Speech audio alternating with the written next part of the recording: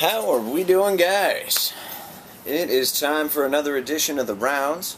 My name, of course, is Glenn, and we are bringing you the freshest and tastiest in all the brews as part of the Brew-There-Drankthat family. Now, today, crazy hair and all, it's just that hot outside, people, don't bother me.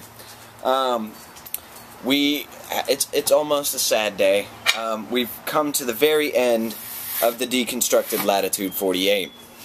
So, if you've been tuned in before, you know that the Latitude 48 features hops from 3 of the best growing regions on the planet, all along the 48th latitude. We had contributions from Germany, we had contributions from England, and contributions mostly from America.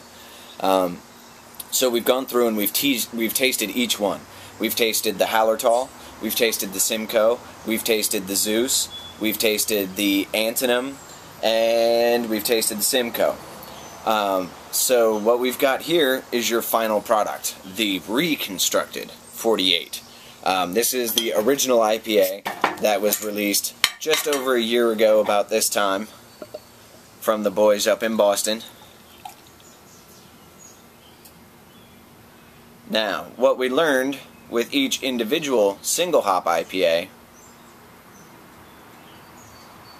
is that what they did is they gave you a sturdy malt backbone of 5 different malts, and then all they did was swap out the hops to let you taste that individual flavor profile.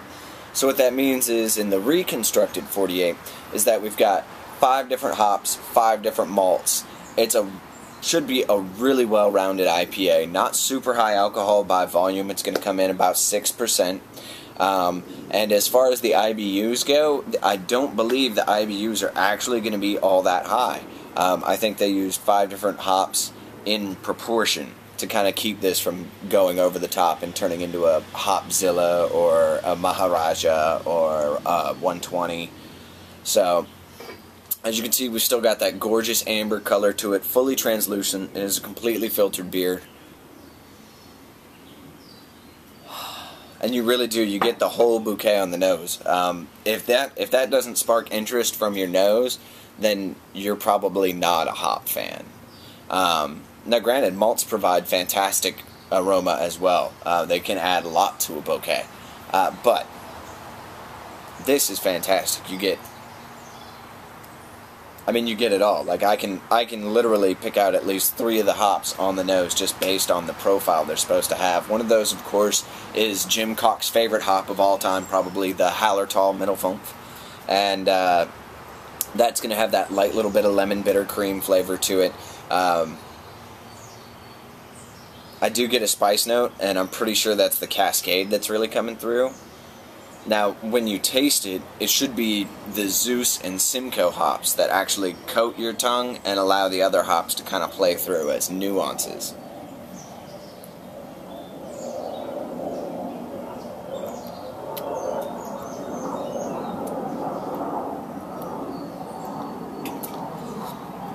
I think it's a really straightforward, well-rounded, palatable IPA. I think you may even be able to get some folks into IPAs who haven't been into IPAs before with this one. I do want to go on record and say everybody is taste blind to something. There's something that you're not going to pick up in a beer that someone else does. That's just the way our olfactory systems are built. Not everyone tastes the same amount of sweetness, the same amount of bitterness from everything. And like I said in a previous episode, my concern with the East Kent Goldling hops, the only English hop edition, is that I don't think it's a strong enough hop to hold up to some of these more robust hops, like your Zeus, your Simcoe, even the Hallertau.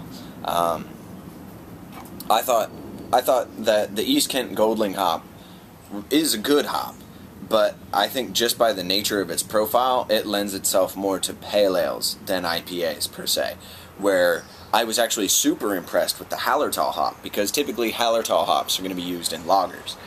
It's a noble hop, and one of the oldest Bavarian varietals, and I thought it actually made a fantastic IPA.